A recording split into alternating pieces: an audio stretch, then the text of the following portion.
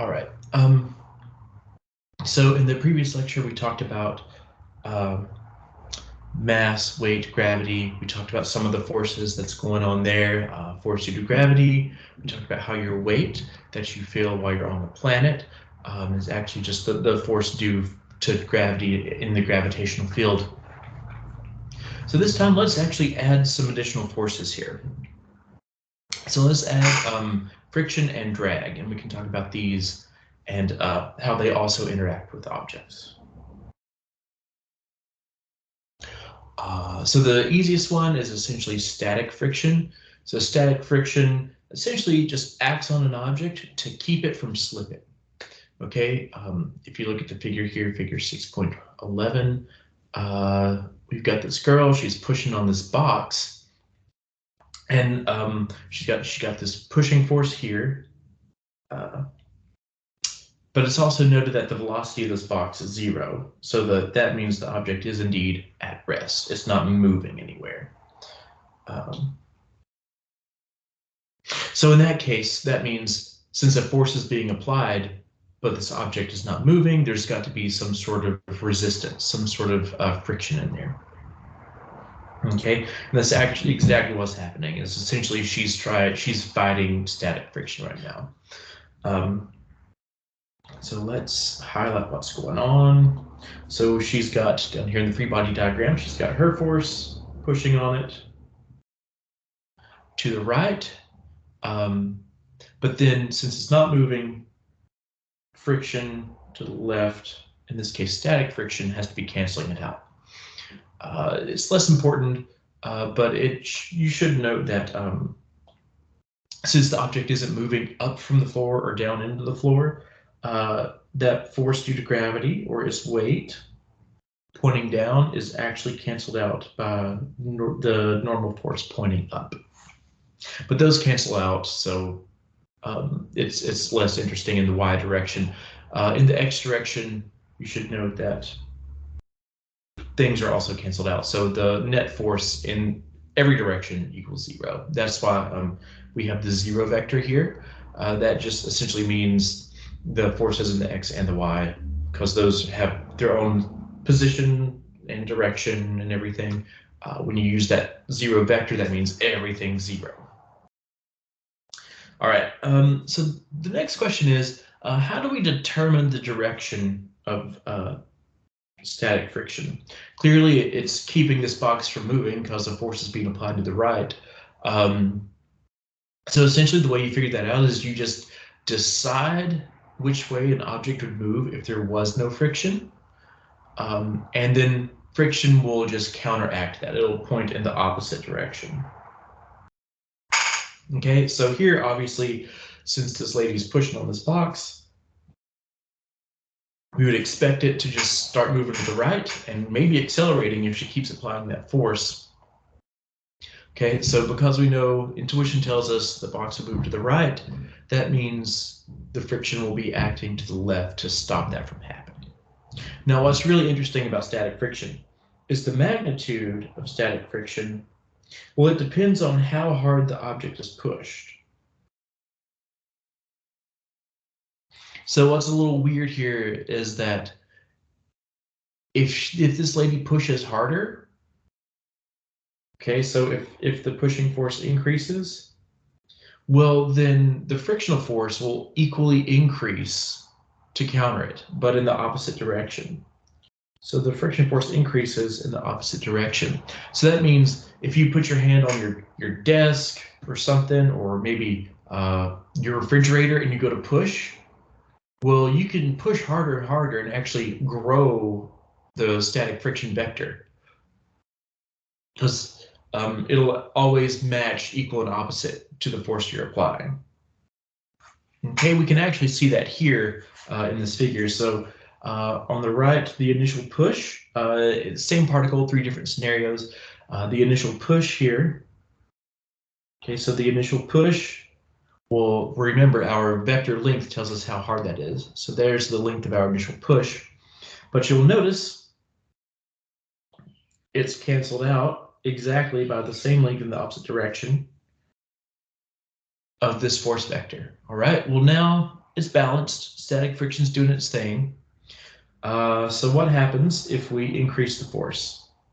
So if we increase the force. All right, so our vectors get a little longer. We apply more force. So you can see here, the vector's longer, but static friction, it also increases its vector.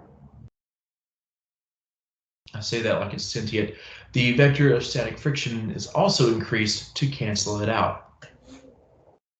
Now, obviously, if this always happened, no matter what, then we could make our static friction vectors super long and nothing would ever move. So clearly there's a breaking point, okay? And that's what we need to talk about right here. So we can get to a point where when we apply the force of a push, okay, so we're doing that here, and the force of the push is so large, it reaches Fs max. All right, so that's essentially the maximum amount of friction that static friction can supply, okay? Anything bigger and the object will start to move.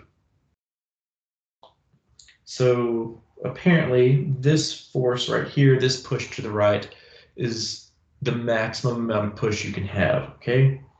So here we've maxed out static friction. Anything over the amount of this push, this object is going to start moving. All right, so if the force acting on an object becomes greater than the maximum possible value of S, okay, which we just described in the series of vectors, the object slips and starts to move. Okay, now remember the maximum value is called F max. We generally denote that with Fs to remind ourselves that it's static friction. Okay, Fx max. As long as the current friction being applied, or the current static friction being applied, is less than this threshold, well, an object obviously will remain at rest. No big deal.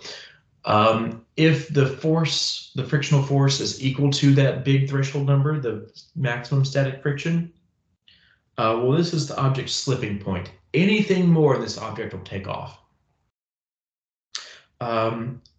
It's also worth noting that a static friction force greater than that maximum value is not possible.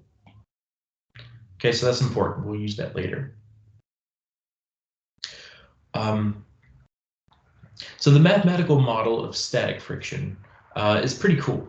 So essentially what we do is we take the normal force or the weight of an object, because the normal force is representative of the weight, right? Because it counteracts the force of gravity down. So this is kind of like the weight, which is represented by the normal force. So the idea here is we essentially take the weight and then we multiply it by a constant, a little scaling factor, okay, this little coefficient here, mu sub s, and that tells us, okay, here's how much this thing weighs, here's its normal force, we need this little fraction of it. This little fraction of it is going to go in the parallel direction and represent static friction. So we're literally stealing from the y direction to represent stuff in the x direction.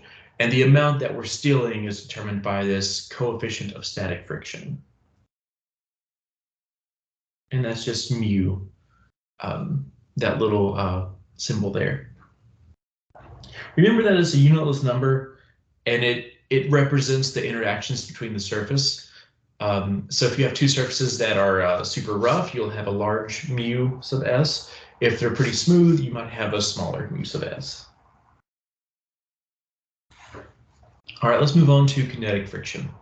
So same thing again. Suppose this box was sitting at rest, like in the last slide. This lady finally pushes hard enough to overcome static friction.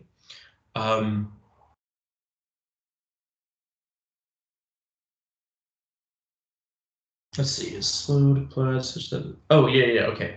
So that's what's happening here. So this lady, she starts pushing. The force that she pushes with starts with like absolutely nothing, and then it increases until finally, notice right here, the force that she's pushing with equals the slipping point, the static friction, the maximum static friction. So what happens when she reaches that maximum static friction, the object starts sliding across the floor.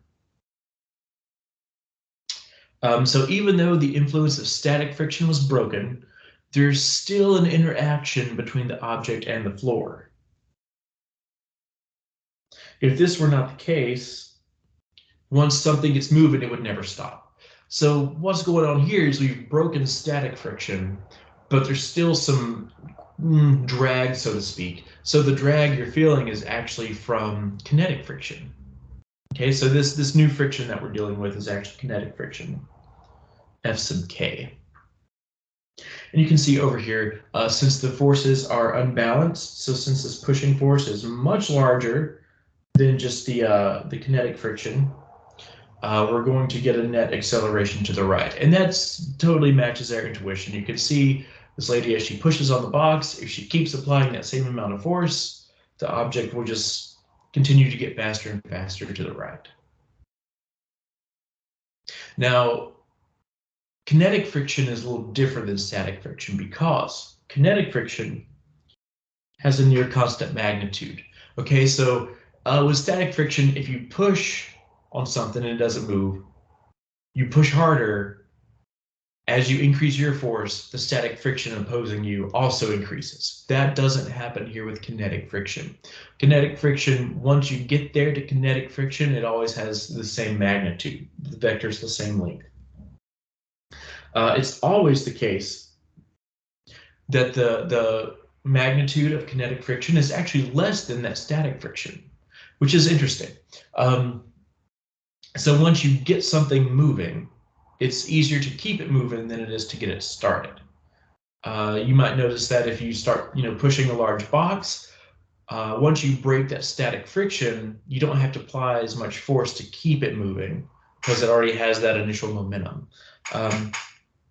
So this whole idea here, as far as kinetic friction, the magnitude being smaller than maximum static friction, you can kind of sum it up with this colloquial saying, it is easier to keep an object moving than it is to get it moving.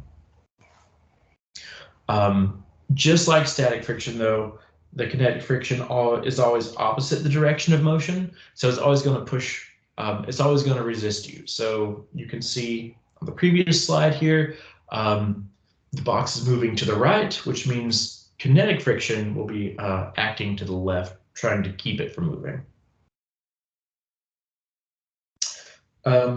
Just like static friction, there's a coefficient of kinetic friction, and that again just tells us it's gonna steal from the weight and the information in the y direction, the normal force. It's gonna steal a piece of that and say we need this much from the y direction applied to the x direction, and that's going to represent our friction. So let's think about what this would look like if we ran the whole scenario. So we start by pushing on, we can use the box as the same example. So we start here at 0 newtons of force. So if we push with 0 newtons of force, friction doesn't have to do anything. There's nothing to oppose, so we get 0, 0. Okay, so let's say we move over here. We start increasing our force. Okay, so we apply a force to the right, which means we're going to get a force to the left. So we apply a force to the right.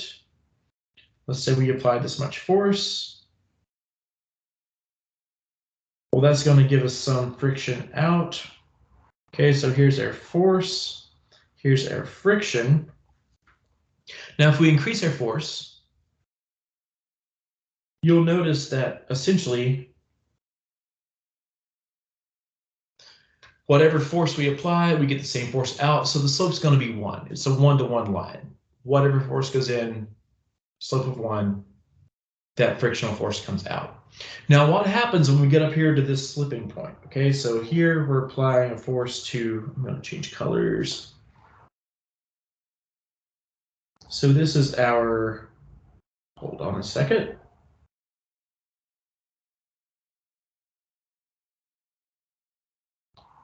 Oh, wonderful, I can't get rid of that. That's fine. Whoops.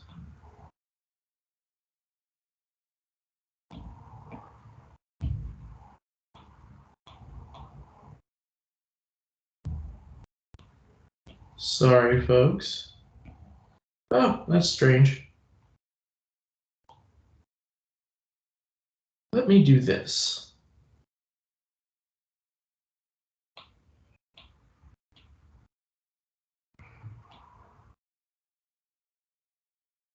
Okay. Wow, that was weird. Sorry about that. So let's continue this conversation. So let's say we had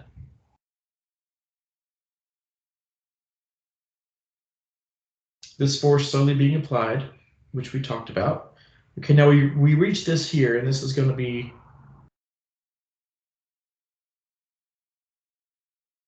this is the slipping point. This is when our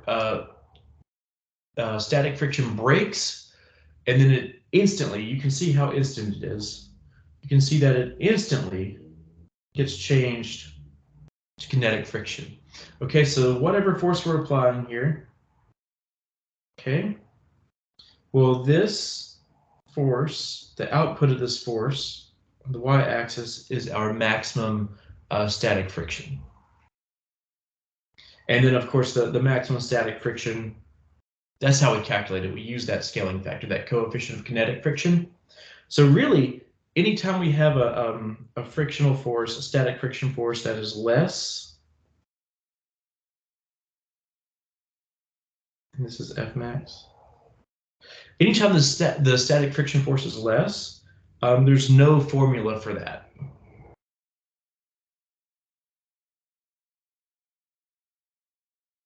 There's no formula for the static friction. There's just a formula for the maximum static friction. Okay, so once we break that maximum static friction, our force instantly converts to kinetic friction. You'll notice that it's constant.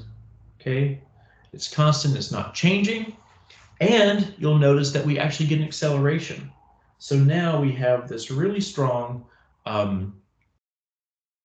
force pushing to the right, and that's only countered by a little bit of kinetic friction. So now, since the forces are unbalanced,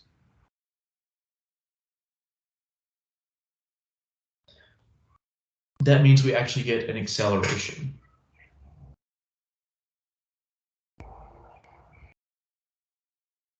Now, there's one other type of friction. There's also rolling friction, and essentially, the idea here is when a wheel rolls, that portion of the wheel, as it rolls, well, it sort of comes in contact with the ground, and it's actually stationary. If the wheel's not slipping, and you think about it, if you put like a little sticker on the wheel, so like if we put a sticker maybe here, and then as the wheel spins, what you'll notice is essentially it's not, if you just watch the sticker as it touches the ground, it kind of looks like the wheel's not spinning at all. It just kind of lays over the ground and goes back up. So that interaction with the tire kind of squishing out, that actually causes a frictional force that's not quite static, not quite kinetic. So the idea here is that we're just thinking about that surface. It's stationary with respect to the ground, and it's not sliding. So what happens here is when this wheel does that, there's molecular bonds that are actually established. So you're actually making bonds between the wheel and the road. And then as the wheel rolls, not only does the wheel make those bonds, you have to break those. And trying to break those bonds is where the rolling friction comes from. So essentially, what we're looking at here for rolling friction is just how much effort is needed to actually get rid of those bonds that you made from just pushing down with the tire.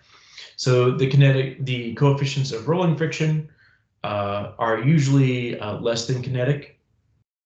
Okay, so that's good to know.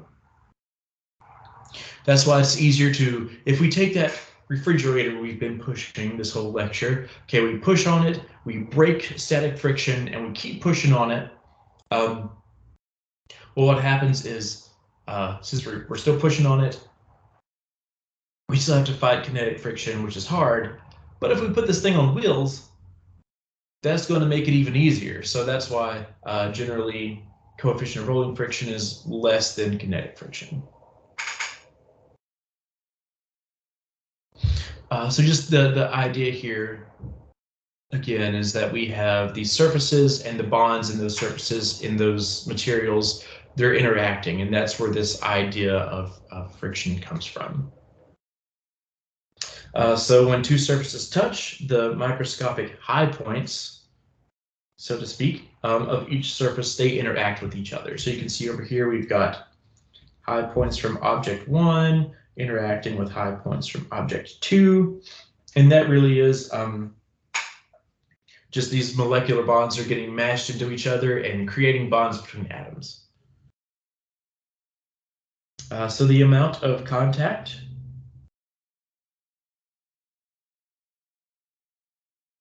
Well, the amount of contact and essentially the amount of friction depends on how hard these surfaces are being pushed on one another. So that's why we actually say that the force of friction is proportional to the normal force, because we can put our hand on a table, or I can put this book on a table, and it's got a normal force acting up on it. But if I mash harder on it, I'm increasing the normal force, right? The book's not going through the table, which means there's got to be more force counteracting it. So you can increase an object's normal force just by adding more weight, pushing harder. So the idea here is that amount of contact, that's why it's proportional to the normal force. And obviously there's more molecular bonds as you push harder.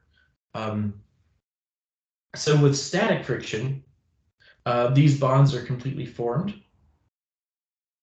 Okay, there's static friction, the two surfaces are not moving, so you actually get to form molecular bonds.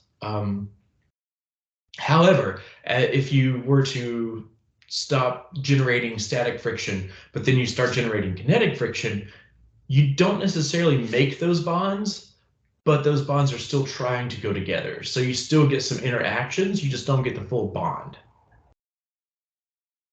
Okay, so there's still forces with the idea of kinetic friction, but the molecular bonds do not form. So that's why static friction, or forces of static friction are larger than forces of kinetic friction. So let's revisit that for just a second. So that's why generally your forces of static friction are larger. You've made bonds that you have to break, versus kinetic friction, where bonds are trying to be made, but you're keeping them from actually forming. So that's why we have this kind of a weird jump, like in this plot. So essentially, we've got broken bonds here.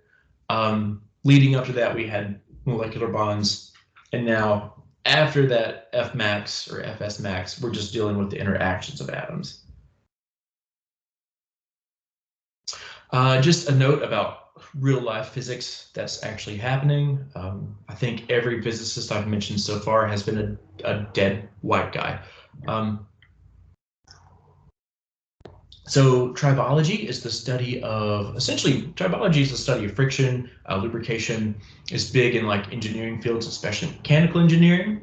Some of you might wind up taking tribology classes if you go into mechanical engineering.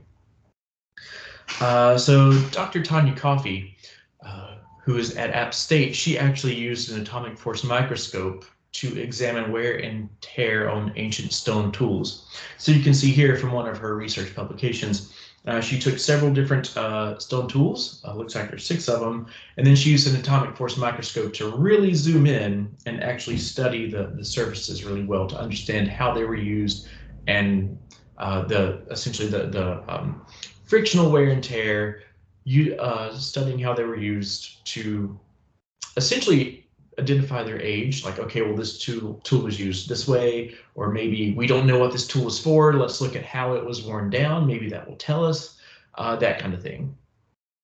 The fun fact, Dr. Coffey actually taught me Physics 1 and Physics 2 when I was a sophomore at App State. She was the first physics professor I ever had. So for any of you that maybe are transferring to App State later, I would suggest her as an instructor. She's really good. All right, let's just look at a couple of examples here.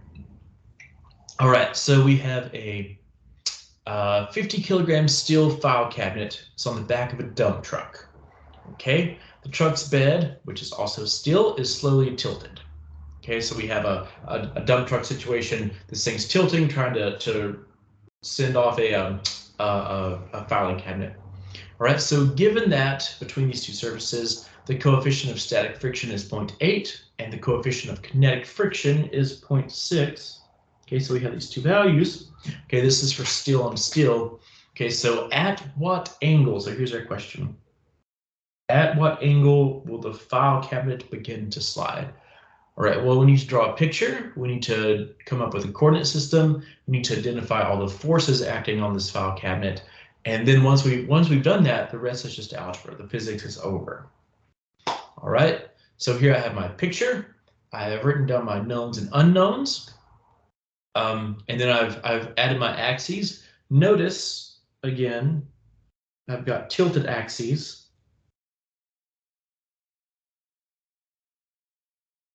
So that makes more of my vectors line up on an axis. That makes the trig less, okay? If you can line them up, you remove a lot of like sines and cosines. All right, so what's interesting here is we're not given a lot of information, and that's the cool thing about this problem. We're given coefficients of friction. That's it, and a mass.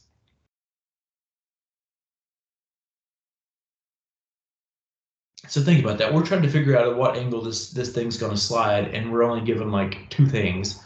Obviously, we don't even need the kinetic friction because it's not actually moving. It's static. So we really only have static friction and a mass. What's really wild is we may not even need that mass. So let's find theta where this thing actually starts slipping. So as always, we can sum the forces in the x and y direction. My first equation here is just everything together all at once. Okay, I know this thing is in static equilibrium. It's not sliding yet. It's not moving up off the ramp or down into the truck. So zero vector, everything is zero. So let's think about what we have. In the x direction, okay, I'll use green for the x direction. So in the x direction, we have the obvious static friction pointing in the negative x direction. Okay, so we include that here. Then we also have the amount of gravity, because gravity is wanting to pull us down this ramp. We also have a little bit of gravity pointing in the positive x direction. So I've labeled it there. Now this piece is opposite of the angle. So we're going to use sine. Okay, so that's positive force of gravity sine theta. Now remember, the force of gravity, we know that's just mg now, so we can plug that in. And essentially, here's the statement we get. Okay, so we'll set that aside and save it for later. Now let's do the y direction. Okay, well, in the y direction, we have the normal force up, obviously, okay, because that's always perpendicular to the surface. All right, well, this thing's not flying off the ramp going upwards or falling into the ramp or into the truck. So that means it's got to be counteracted by this y component of gravity. So FGY, okay? Now that's an adjacent piece to the angle, so we need to use cosine. It's also negative because it's pointing in the negative y direction. Okay, so there's our negative FG cosine theta. But of course, our normal force is pointing up, so it's positive. Again, we know that this is just weight, so we can plug in mg. And here's our next equation. Okay, so we have two equations, two unknowns. All right, from the y direction, we know that the normal force just equals mg cosine theta. All right, so the normal force, you'll notice, is not the full-on mg. Like if we were sitting on level ground, our normal force is full-on mg. But since we're on an angle, that our weight, some of it goes into trying to pull us down the ramp, the other goes into pushing us into the ramp. So now we have to account for that. We're on an angle. That means our normal force is kind of offset by this cosine. So what we can do is essentially take this normal force and put it into the x direction. All right, so you'll remember, and I'll do this up here in blue, you'll remember, maybe black, let's do black. You'll remember that in the x direction, we had this normal force, but we wasn't sure what it was. So we can actually take stuff from the y direction and plug it into the x direction. Two equations, two unknowns. It's like, you know, the linear equations you did back in high school, like the algebra. All right, so I'll plug that in right here. That's just my normal force right there, underlined. Now we have this neat equation. Looks like we actually know everything that we need. Let's see if we can actually solve for the angle now. Here's a cool trick. So since both sides, every term has an mg, we can divide it out. So you'll notice no mass required.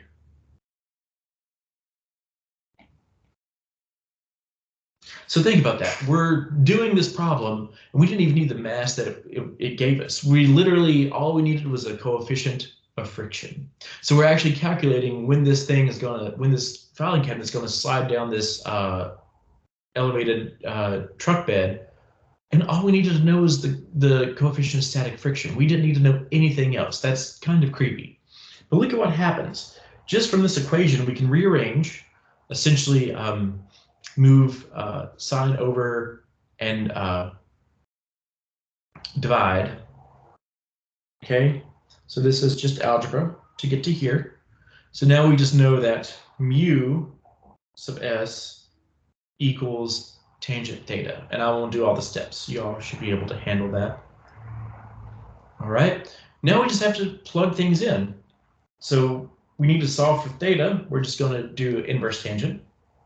So theta equals the inverse tangent of your coefficient of static friction. All right, and here, since our coefficient of static friction was 0.8, we find out that this thing will start sliding at an angle of 39 degrees. All right. Now think about this. We started this whole problem symbolically. We did everything without plugging in any numbers, and we got this one simple equation. Theta equals inverse tangent of mu sub s. This is why you should always do problems symbolically first, because we can take this equation with us. If you plug in numbers at the beginning, you lose that. You lose those symbols, and then you're just left with numbers running around. But if you do a problem like this first, you can save this for later.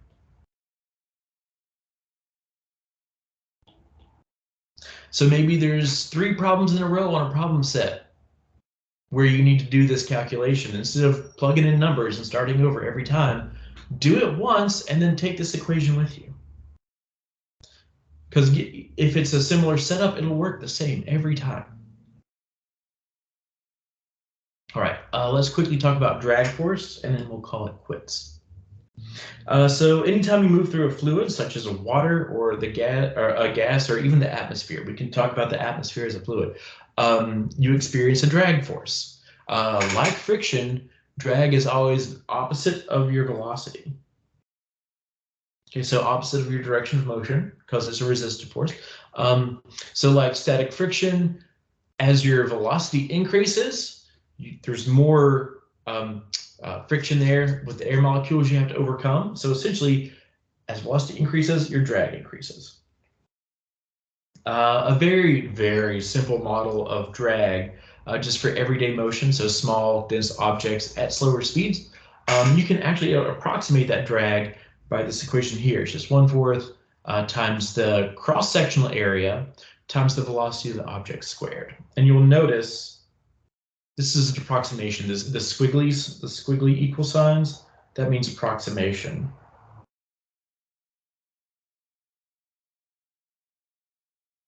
So it's close, but it could be better. And of course, drag is measured in newtons. So this A is the cross-section area. Here's some examples of falling objects. Maybe if a cylinder is falling or a sphere, this is how you would calculate those cross-sections. Of course, this would be in meters squared. And since drag is measured in newtons, a question I want to pose to you, we won't do it here, but what are the units of all the variables in this equation? And essentially what I'm getting at is the 1/4 out front also has units. Okay, but we'll leave that discussion maybe to a problem set question. Just be aware, we've seen like a 1/2 in some equations, like the kinematic equations, 1/2 a delta t squared. That was a pure number, that 1/2. Here, that is not the case. So let's walk through this example of drag real quick. So we have this figure, okay, it shows the ball moving up and down vertically. So essentially we've tossed it up and then it's come back down, just like a projectile motion problem. If there was no air resistance, this is important, if there was no air resistance, the ball would be in free fall, okay? With the acceleration being negative g. So drag's gonna change this a little bit. Let's see what happens. So initially at part one here, so at part one, the drag force points down as the ball rises, okay? So our velocity, we do have an upwards velocity, okay? So here's our initial velocity. Okay, so we have a velocity up, which means drag has to oppose it and point down, okay? So drag points down as the ball rises. So this increases the net force on the ball and causes the ball to slow down more quickly. So this is important. So obviously when we throw this ball up, it's going to slow down, but we have gravity slowing it down and we have drag slowing it down. You can see here in the figure, we have two vectors pointed down, two vectors opposing motion.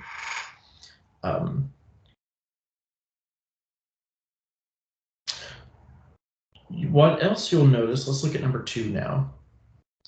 Look at the drag vector. So let me switch to maybe green. So this is our initial drag, right? It's a pretty long vector, but then when we get up here to 2, we have a shorter drag vector. That's because the velocity is slowing down. Remember, we got to remember here on the previous slide, drag increases or decreases as velocity increases or decreases. So as the ball goes up, it's slowing down, which means there's less drag. Notice when it gets up here to the top, so there's no velocity, v equals 0. So there's no drag. Up here, this is essentially true free fall, because in true free fall, the only thing acting on is gravity. So right here, the only acceleration is actually just from g going down. All right, now once we get past this peak point, our velocity now becomes negative, right? So we have velocity going down. Oop, that's not initial anymore. We just have some velocity going down. So notice velocity's down now, drag's pointing up, it's opposing the motion. And now the ball's speeding up. Okay, so the ball speeds up, which means the drag force is going to also increase because we're getting more velocity. So that's just a step-by-step conceptual discussion of what drag is doing for us here. So consider a ball such that it undergoes free fall. So maybe we drop something from the Leaning Tower of Pisa. let's think about the forces acting on it. So we have net forces here. So this is going to be the force due to gravity pulling it down. That's why it's negative. Force of gravity down. You can see that here. Okay, then we also have drag pointing up. Okay, so drag is going to be in the positive y direction. Drag's pointing up. Okay, now if we rearrange this a little bit, we can simplify what's going on here. And you'll notice the acceleration is just g, but we're going to like take away from it. So it's going to be g modified. We're going to either add or subtract, right? So it's going to be g minus some. Okay.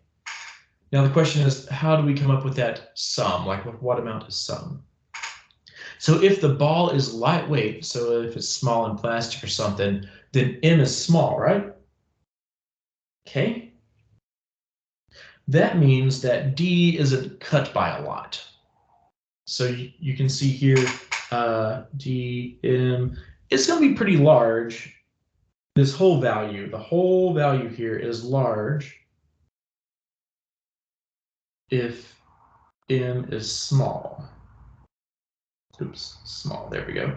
So the idea here is essentially you have a big number d, you're dividing it by just a little bit of mass.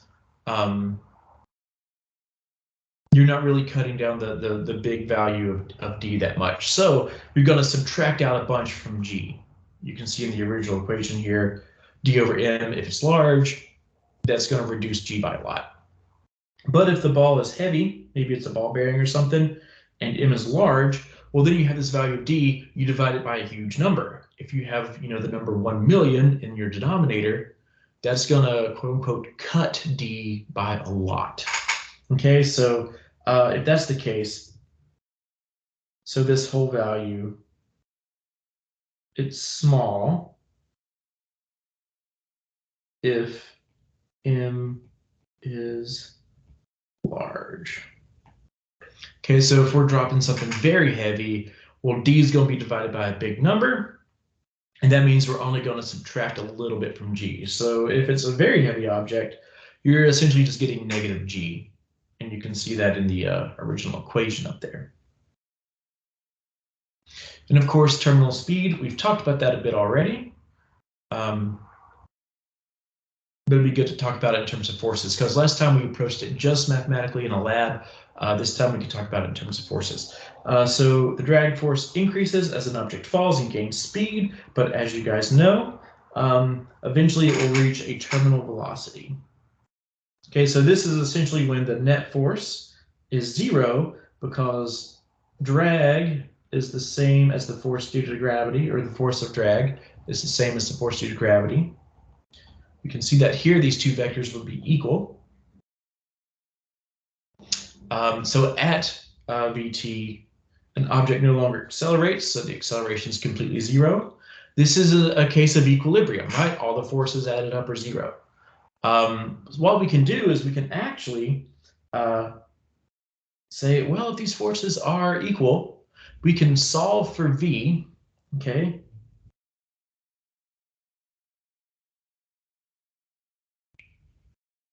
And now we can actually get an equation for the terminal velocity. Remember, it's just an approximation though.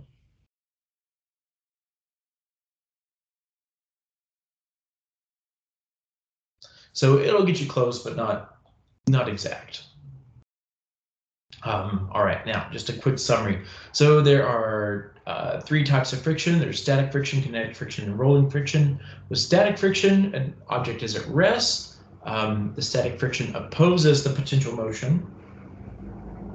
The maximum value of static friction can be calculated with a formula. Anything less, it just opposes the force pushing it. So you have to calculate the force pushing it to calculate the static friction until you get to the maximum static friction. Kinetic friction also resists motion of a moving object, and it's always less than the static friction that's at the max. So max static friction is always greater than kinetic friction. And of course, you do have rolling friction. It uses the same math model. And then if we're not talking about actual surfaces rubbing together, then we're talking about drag, which is also a form of friction. So friction between molecules, and drag is essentially it opposes the motion of an object through a fluid. All right, so that's everything you need to know for friction and drag for pretty much most of the course. Anything else we'll kind of add in later as we need it. So if you have any questions, please reach out and let me know.